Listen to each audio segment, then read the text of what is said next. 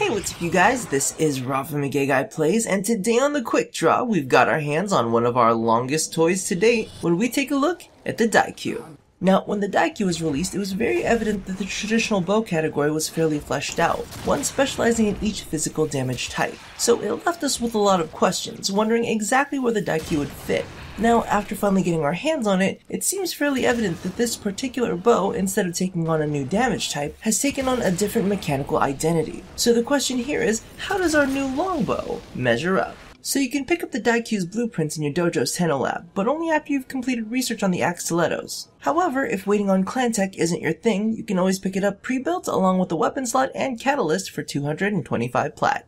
Now the Daikyu's primary damage type is puncture with a decent splash of slashing and impact. As we know, puncture is fantastic against armored enemies, however it will have a bit of a rough time against corpus shielding, so be sure to equip the appropriate elemental combos in order to deal the optimal amount of damage.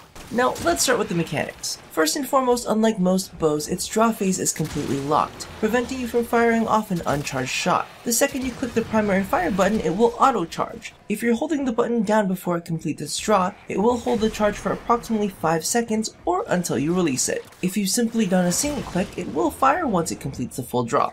In addition, it has the longest charge time of all bows, meaning that unless you roll or hit reload to cancel it, you will be stuck in that animation. Now, while this seems a bit hindering, it does have a few benefits. Its arrows do not have any noticeable flight arc and have a faster flight speed than the Dread, giving it the best projectile mechanics for landing headshots. Now, not only have the firing mechanics changed, the damage mechanics have taken a totally different direction as well. The Daikyu seems to have traded out a majority of its crit chance for a higher base damage, to the point where modding it for crit would just not be feasible, making this the first non-crit based bow. Now the big issue with that is, while the base damage has been increased, it hasn't been increased to the point where it would match a single yellow crit from some of its endgame counterparts. Its only saving grace being the fact that it's a bit easier to get headshots with it, but let's face it, with its extended charge time and forced draw phase, if you're in a fast-paced environment, you'll have to put in a lot of effort to get your headshots in. It does have one additional facet to consider. When it comes to status, the Daikyu is hung like a horse. With 2 elemental status mods, you can push it to 100%. Just keep in mind that since it is an IPS based weapon, adding in 1 elemental combo will result in a 1 in 4 chance to proc the status you're looking for. Now, as many of you know, I'm not the biggest fan of status, but at this point, I'll take what I can get. Now, speaking of taking things, can we talk?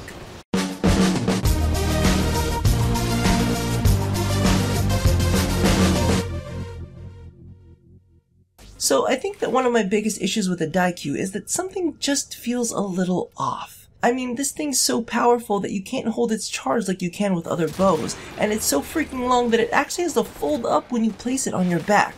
Yet it still has issues one-shotting tougher enemies in T3. It's kinda like when a guy brags to you about his 12-incher. You get all excited to take him home, only to find that it's a full 12 inches of pencil dick. And while it's still nice, it's not quite what I signed up for. I mean shit, I would trade down for 8 inches worth of base damage just as long as you could round that out with a nice girthy critical chance. Now I'm not saying beer can status, but at least 75% when maxed out. You know, it's nice to have a little bit of balance, because on the other end of the spectrum, a tree stump for a dick isn't that hot either. Now with that said, let's get back to the quick draw.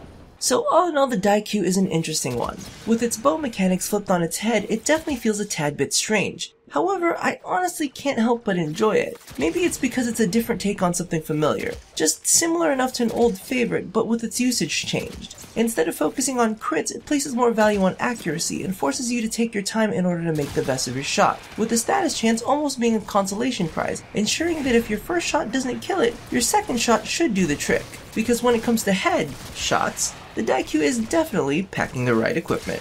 So thank you all for watching another episode of The Quick Draw. For a nice overview of 16.5, be sure to check out my fanboying video. And if you're curious about backdoor access, be sure to check out the channel update. Now don't forget to do all the things that I ask you to do at the end of every one of these, and as always, watch me redefine the definition of a headshot, here at A Gay Guy Plays. I mean, technically it's still a headshot, right?